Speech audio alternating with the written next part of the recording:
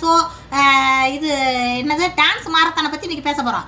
Dance மாரத்தானில் என்ன நடந்துச்சு அப்படின்றத பற்றி பேச போகிறோம். டான்ஸ் மாரத்தானில் பார்த்தீங்களா 4 பேராக சேர்ந்து தனியாக ஆடணும், ஒருத்தலாக தனித்தனியாக ஆடணுமா. அப்புறம் 2 பேராக சோடி ஆடணும், ஒரு இது வந்து குரூப் ஆடணுண்டாக. எல்லாரும் அவங்க செலக்ட் பண்ணாங்க. நான் நினச்சேன் நம்மளுக்கு நல்லா ஆட தெரியுமா ஆட தெரியாதோ, நம்ம வாட்டுக்கு குதறி விட்டோம்னு நினச்சி இருந்துட்டு. அப்புறம் நான் நினச்சி பார்த்தேன், சே என்ன பெரிய நல்லா ஆட தெரியுது, நம்மளால இந்த போய் ஆடிட்டு வந்தார் மணிவண்ணன்னு. அவர் வாட்டுக்கு அவுத்து போட்டு டங்கு டிங்கிட்டு நம்ம அவுத்து போட்டு ஆட முடியாது, நம்மளால முடிஞ்சதாச்சு ஆடி விடுவோம்யான்ட்டு நானும் தனியாகவே இருக்கத்தே. நானும் பெப்பா மனசு தனியாகத்தான் பண்ணுவேன்னு கையை தூக்கினேன். முனிவாக்கா நீங்கள் தனியாக பண்ணி ஆடிடுவீங்களா, உங்களுக்கு ஆடவே தெரியாது, எந்த டாஸ்க்கையும் ஒழுங்காக பண்ண மாட்டீங்க அப்படின்றாங்க. ஏத்த அப்படி சொல்லாது ஏத்தே, என்ன தேவை குதிச்சுட்டு வருவேன், இந்த மணிவன் நல்லா தெரிஞ்சவனாரு அப்படின்னு. சரி போட்டோம் அப்படின்னு ஒரு 4 பேர் சொல்லிட்டாங்க. அதோட சரின்ட்டு தனியாக போய் ஆடினத்தே. ஆடிக்கிட்டு இருக்கே நினச்சிக்கிட்டு இருந்தேன். சீமாப்பா எப்போ பாரு நம்ம வீட்டுக்கு நம்ம ஓவியம்மட கேட்டுக்கால ஓவியம்மட கேட்டாங்க, நீங்கள் எப்போயாவது ஆடி இருக்கீங்களா முடியுமாக்காண்டு. ஆடலைன்னு சும்மா பொய் சொல்லக்கூடாது. என்ன எதுக்கு பொய் புறக்கூடாது, வாயில் பொய் இருக்கக்கூடாது. பொய் இருந்துச்சுன்னா அந்த சேனலுக்கே போகக்கூடாது. உண்மை பேசணும், நேர்மையாக இருக்கணும், அப்போத்தான் அந்த சேனலுக்கே போகணும். அப்போத்தான் நம்ம மேலே ஒரு நம்பிக்கை இருக்கும். மக்களுக்காக இருந்தாலும் சரி, யாருக்காக இருந்தாலும் சரி, எந்த இது விதத்துலையும் பொய் பேசக்கூடாது. பொய் வந்து எங்கனையுமே அழிச்சு போடும் மனசில். அப்போ நான் சொன்னேன், பிறந்த நாளுக்கெல்லாம் இங்கே தான் இருக்காங்க. மச்சா வீடு, குழந்தை வீடு, நாத்தனார், இன்னொரு நாத்தனார், மாமை வீடு, தாய் மாமை வீடு, தங்கச்சி வீடு அப்படின்னு மதுரையில் தான் 50 பேருமே இருக்கமுத்தே, குடி இருக்கமுத்தே. கொஞ்சம் தள்ளி இருக்கமுன்னு வச்சுக்கோங்களேன். அப்போ பிறந்த நாள்னா ஒரு போன் அடித்து வாங்கன்றது. எல்லாரும் வந்துடுவாங்க. தம்பி வீடு, சித்தப்பம்மையை வீடு, பெரியப்பம்மையை எல்லாருமே இங்கே தான் இருக்கா. கிராமத்தில் இருந்து இங்கிட்டு வந்துட்டான். சீமாப்பா என்னை கட்டினவர் வீடு, என்னை கட்டினவர் இங்கே தான் பிறந்தார், மதுரையில் தான் பிறந்தார். பிறந்தது வளர்ந்ததெல்லாம் மதுரையிலே இருந்துட்டார். இப்போ மாமா வீடு எல்லாரும் அப்படியே சொந்தம் வந்தவங்க இங்கிட்டு வரவும் அப்படியே எல்லாரும் கிராமத்துலேருந்து வந்துட்டாங்க. எப்போ அதுவும் போய் விவசாயம் போட போகிறதுதான். நானும் ஆத்தாவுக்கு எப்போயாவது விவசாயத்துக்கு போய் உதவி பண்ணுறதுதான். இப்போ அப்படி போகிறதே இல்லை. ரொம்ப ஊர்களுக்கு ரொம்ப போக்குவரத்து இல்லை. ஆவணி மாதத்துக்குள்ள போய் நாற்ற நடையில் களை எடுக்கையில் இதில் போய் செத்த உதவி வந்துட்டு ஓடியாது. இப்படித்தான் பொழுது போய்கிட்டு இருக்கு பார்த்துங்க. அப்போ அவங்களுக்குலாம் ஃபோன் அடித்து பிறந்த நாளுக்கு வருவாங்க. வந்தால் மாமா பெரியப்பா சித்தப்பா அவங்கெல்லாம் வந்து சாப்பிட்டுட்டு ஓடிடுவாங்க. நேனத்தை பொம்பளைய ஒரு உருண்டு இருக்கிறாங்கண்டு. நாங்கள் பொம்பளைய வீட்டில் இருக்கிறவங்க ஒருத்தருக்கு டான்ஸ் ஆடுவோம் அப்படின்னு சொல்லிட்டு பாட்டை வந்துட்டு டிவியில் போட்டு விட்டு பாட்டுக்கு டான்ஸ் ஆடுவோம்ட்டு. என்னத்தையும் கொத்தர நான் ஆடுவேன். அப்போ நான் 2-3 தடவை ஆட கிளம்பிட்டேன் நக்கான்னு சொல்லிடுவார். சிம்மாப்பா ஏத்தா நீ உட்கார்த்த சும்மா கையை காலை ஆட்டிக்கிட்டு அதுக்கு ஒரு தங்கச்சியாச்சும் நல்லா ஆடுது, அதையாச்சும் பார்க்குறோம் அப்படின்றாரு. யோ நல்லா ஆடுறோம், நல்லா ஏத்தா சவுண்டை குறைக்க தெரியல, அவ்வளோதான் பேசி முடிச்சுட்டேன் அம்மா அப்படின்னு நான் இது பண்ணிக்கிட்டு வெக்கப்பட்டுட்டு ஒரு இடத்துக்கு ஆட மாட்டேன். போங்க எனக்கு எப்போ பார்த்தா நல்லா இல்லைன்றே நண்டு, நீ சட்டையும் போடலை ஒன்றும் போடலை, மண்டையை காட்டாத அப்படின்ட்டு என்ன சொல்லிக்கிட்டு இருந்தேன். அப்படி சட்டை போடுவார்.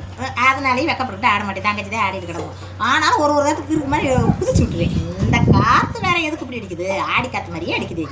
மண்டை முடி வேற மேலே ஏறுது. சொட்டை மண்டை தெரியுது. போ சொட்டை மண்டை இருந்துச்சுன்னா சோசியக்காரர் சொன்னார், சொட்டை மண்டை இருந்தால் அப்படியே ஏறுமா பணம். பார்த்தீங்களா நம்ம ஊர் எம்எல்ஏ எம்பி எல்லாருக்குமே சொட்டை மண்டை இருக்கு. அதே மாதிரி ஏறுமா. அது மாதிரி நானும் ஒரு நாளைக்கு எம்எல்ஏ ஆயிடுவேன். யோ நானும் ஒரு நாளைக்கு எம்எல்ஏ ஆகி முதலமைச்சர் ஆகிறேன். போங்க முதலமைச்சர் முடியுமா?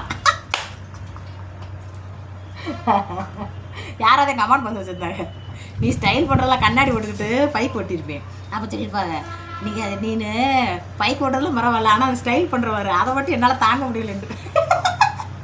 அவங்க சொன்னது மாதிரி என்னாலேயும் எனக்கு தாங்க முடியல. என் வீடியோ பார்த்துட்டு என்னம்மா ஃபில்டர் பண்ணுறானா முடியமான்னு. அந்த மாதிரி காத்தடிக்கும், மண்டை அப்படி தூக்குது. அந்த மாதிரி பார்த்துக்கோங்க. ஆடிட்டேன். ஆடுனா நல்ல பாராட்டு. ஆரிப்புறம் இது சூப்பரக்கா அப்படின்ட்டாரு. ராஜபுரம் அதை விட ஓவியம்னா அதை விட பாராட்ட ஒரே சந்தோஷம். ஜீமாப்பாவை நினச்சிக்கிட்டே இருந்தேன். ஆடுனேன் இன்னைக்கு மாதிரியா எப்படி குதின்னு குதிச்சு சங்குன்னு ஆடிடுறேன். குதிச்சுங்க ஆட மாட்டேன். சும்மா மேல் கொஞ்சம் கழிப்பி எல்லாத்துலேயுமே கழிப்பித்தனமாகத்தான் திரும்பி பார்த்துருங்க. வேலை வெட்டிண்டா அது ஒரு மாதிரி பார்ப்பேன். அந்த ஆடுறது எக்ஸசைஸ் பண்ணுறது ஏதாச்சும் ஒரு இது பண்ணுறது அதெல்லாம் வந்து கழிப்பிக்கிட்டே திரும்பேன். சின்ன வயசுலேருந்தே பள்ளிக்கூடத்தில் இந்த புல்லை பிடுங்குண்டா வேண்டாம் இப்படி லேசு வாசம் பிடுங்கிக்கிட்டு அப்படியே போய் ஆக மாட்டேன். முள் ஒடிச்சிட்டு வேண்டா 1-2 முள்ளை ஒடிச்சு முதல்ல போட்டுவிட்டு நான் பேர் எழுத உட்காந்துருவேன். யார் குறைச்சி முள் எழுதுறான்னு கண்டுபிடிக்க. அங்கே அப்படித்தான் ரூல்ஸு. முள் கட்டை கொண்டு வந்து போடுறவங்க பேர் எழுதணும், வர்றவங்க பேரப்புறம் எழுதி குறிக்கணும். அப்போல்லாம் வந்து அந்த காலகட்டத்துக்கெல்லாம் வந்து கேஸ் அடுப்பெல்லாம் இல்லை, ஹாஸ்டலில் இருந்து தங்கி படித்தான். அப்போ வேலிக்கிறவங்களில் முள் ஒடிக்க சொல்லுவாங்க, முள் ஒடிச்சிட்டு வந்து போடணும். அது பூரா பனிஷ்மெண்ட்டு. நல்லா படிக்கிறவங்க ஹோம்ஒர்க் எழுதுறதுலாம் அப்படித்தான் பனிஷ்மெண்ட் கொடுப்பாங்க. அப்புறம் இந்த இது விளக்கு குச்சி ஊரும் கிரவுண்டில் பிறக்கிட்டு வந்து ஒரு ஆள் 10 குச்சி கொடுக்கணுங்க. நான் பிறக்கிறதுக்கு அழுவு போட்டுக்கிட்டு என்ன செய்வேன், என்ன செய்வேன், அங்கே அப்படி சாத்தி வச்சுருப்பாங்க கூட்டிட்டு, அதில் 2 3 உருவிடுவேன். ஆனால் டீச்சர் பாருல ரொம்ப அறிவு கண்டுபிடிச்சிருவாங்க. எப்படின்னு கேளுங்களேன், கீழே விழுந்த குச்சி பூரா குட்டையாக இருக்குமா, உருவன குச்சி பூரா நெட்டையாக இருக்குமா, நெட்டை குச்சி பூரா எடுத்து இது ஊரடி உருவி இருக்கு அப்படின்னு கண்டுபிடிச்சிருவாங்க. ஆத்தாடி மாட்டிக்கிருவேன். மறுபடியும் பெறமிட்டு அடி வாங்குவேன் சட்டார்னு. அப்படிலாம் ஏடகடமான எகத்தலம் பிடிச்ச ஆள் நான். அப்போ பார்த்துக்கோங்க, ஆடி முடிச்சதுக்கப்புறம் எல்லாரும் ஒரே பாராட்டு விழா தெரிவிச்சாங்க. பாராட்டு விழா தெரிவிச்சால அப்புறம் அந்த தம்பியையும் ஒரு பொண்ணும் ஆடிச்சுவாருங்க. அது ஆடுறது மட்டும் இங்கேருந்து தூக்கிக்கிட்டு ஓடனாப்புல. ஆடினதெல்லாம் நல்லா ஆடுனா பரவாயில்ல, இங்கேருந்தே தூக்கிக்கிட்டு ஓடனா எத்தனை மணி நேரம் ஆகுது? அதாவது இப்போ பொம்பளை பிள்ளையை தூக்கிக்கிட்டு ஓடாட்டேன்னா அதெல்லாம் ஓடி வராதா? மேடையிலே போய் என்ன பெர்ஃபார்மன்ஸ் வேணாலும் பண்ணு, இங்கேயே தூக்குறான்ப்பா, இன்னும் தூக்குறான். நாங்களாம் ஆச்சரியமாக பார்க்குறோம். அதெல்லாம் ஓடிட்டாங்க. ஓடிய போய் ஆடினாங்க. ஆட்டமும் சரியில்லை. நம்மளாச்சும் குதிச்சோம், மணிவன் என்ன நல்லா ட்ரெஸ் அப்புறம் கட்டி போட்டு நல்லா நகைச்சு வந்தார். ஏதோ ஒரு ரியாக்ஷன் பண்ண வச்சாங்க. இவங்க ரியாக்ஷன் பண்ண வச்சு அப்படி தான் ரியாக்ஷன் பண்ண வச்சாங்க. அதனால நான் சொன்னேன், அவர் நம்ம சந்தோஷத்துக்கு ஆடாமல் அவங்க சந்தோஷம் என்னவோ அதை நினச்சி ஆடினாகத்தே அப்படின்னு நான் என் மனசில் விட்டதை சொன்னேன். அதுக்கு ஆரிபுரம் வந்து பாராட்டினார். பார்த்தீங்களா, கிராமத்துலேருந்து வந்தாலும் அக்கா எப்படி நெத்தி போட்டில் நெத்தியில் அடித்த மாதிரி சொல்லிச்சுட்டு அப்படித்தான் நெத்தியில் அடித்த மாதிரி சொல்லிட்டு 50 பேரும் சண்டைக்கு வந்துட்டாங்க. அப்புறம் அங்கே இருக்கிறவங்களுக்கு பூராருக்குமே நீ பிடிக்காது. என்னைய பிடிச்ச ஒரே ஆள் சந்திரமதி. அதுவும் நாளே காலி பண்ணி போயிடுச்சு. இருந்திருந்தா அதுக்கும் பிடிக்காமல் போயிருக்குமோ என்னமோ. 2வது தடிசரன் நல்ல ஒரு எப்படி பேண்டா அந்த வெள்ளந்தியான வய அவனுக்கெல்லாம் அந்த இதில் வந்து இருக்கிறதுக்கு வந்து என்ன சொல்கிறது, நம்ம சொல்கிறதுக்கு ஒன்றும் இல்லை. அப்படி பேசுகிறேன், நல்லா பேசுகிறேன், வெள்ளந்தியான வய எது சொன்னாலும் நம்புவேன் பாவம். அப்படி அந்த 2 பேரும் தான் எனக்கு பிடிக்கும். அந்த 2 பேர் இல்லை சொல்ல. அப்போ வந்து பார்த்துக்கோங்க, அதுக்கப்புறம் ஒருத்தர் கூட எனக்கு பேச வரத்துக்கு இல்லை. ஏன் நேருக்கு நேராக ஒருத்தரையும் அங்கே போட்டு விட்டுறேன் சொல்ல போய் அவங்க இப்படி இவங்க இப்படின்னு. அதோட 50 பேருக்கு என் மேலே கோவம் தான் பார்த்துக்கோங்க. ஒருத்தருமே என்கிட்ட பேச மாட்டாங்க. நானாக போய் அத்தை அப்படின்னு பேசணும்டா, சில நல்லா இருக்கா அப்படின்னு கேட்பீங்க. உங்கள்கிட்ட கேட்குறீங்களா அதேமாரி, ஏழை சில நல்லா இருக்கா அப்படின்னா நல்லா இருக்குக்கா அப்படிங்க. அதுன்னு சொல்லிடுங்க. நம்மளா போய் வழியை பேசுங்க, பேசாத அப்படின்லாம் மூஞ்சி திருப்பாது. இல்லைன்னா கம்முண்டு நம்ம வாட்டுக்கு ஒதுக்கிட்டே ஒரு சேரில் ஒரு நாளைக்கு மும்முண்டு எல்லாரும் பார்த்துக்கிட்டு எப்படி வேடிக்கை பார்த்துட்டே உட்காந்துருப்பேன். அந்த உம்முன்னு இருக்கிற அன்றைக்கி அங்கே சோலை போய் ஒழுங்காக பேச முடியாது. நல்லா கலகலன்னு வெளியில் உட்காந்து பேசிக்கிட்டு இருக்கேன், நல்லா கலகலன்னு பேசிக்கிட்டு இருந்தேன். அதே கலகலப்போட போய் அங்கே சோலை போய் நல்லா பேசிடுவேன். அந்த மாதிரி இருந்துச்சு. அப்புறம் இடையில சீமாப்பா வந்துட்டு போனோன்னா இன்னும் கொஞ்சம் நல்லா கலகலப்பாக அப்புறம் அடுத்தடுத்த எபிசோடுகள்லாம் கலகலப்பாக வந்துச்சு. என்ன ஏதுன்றதை பார்த்துக்கிட்டு இருங்க.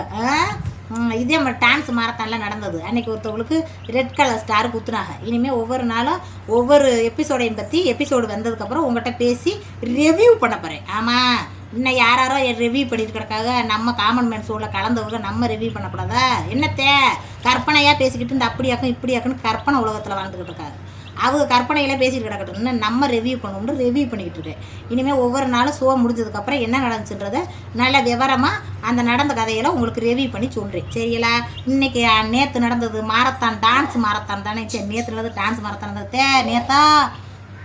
நேற்று தானே? ஆமாம், நேற்று. அதில் வந்து நல்லா அப்படியே ஆடிட்டேன்னு சொல்லிட்டு அந்த ஒரு ரெட்டோட தப்பிச்சிட்டா முனியம்மா.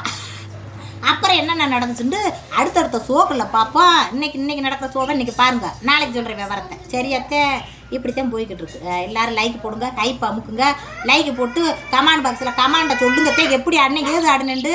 நீங்கள் போடுற கமாண்டு மற்றவங்க பார்த்து கொந்தளிக்கணும். ஆமத்தே, கிராமத்து பொம்பளைக்கு இம்புட்டு ஒரு அறிவா? இம்புட்டு ஒன்றுமே இல்லையா? ஒரு லைட் இல்லை, ஒரு கேமரா இல்லை, ஒரு மைக் இல்லை, ஒரு ஆழமான வெளிச்சம் இல்லை. அதில் உட்காந்து இருட்டுக்குள்ளே உட்காந்து பேசுறது இப்படி இல்லையா பார்க்குறாங்கன்ட்டு 50 பேருக்கு போகிறாங்கத்தே. அதை இன்னும் ஏற்றி விடுங்கத்தே.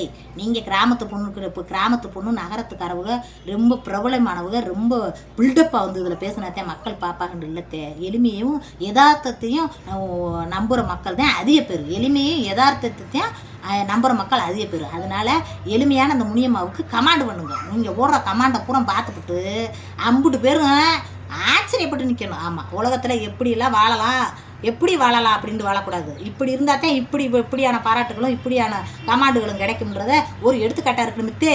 அதனால் கமாண்ட் பாக்ஸில் சொல்லுங்கள், அக்கா எப்படி டான்ஸ் ஆடுனேன்ட்டு. 80 பேர் பார்த்தே, 80 பேர் பார்க்கல, எல்லா விவரத்தையும் சொல்லுங்கத்தே. நான் பார்த்துக்கிட்டு தான் இருக்கேன்.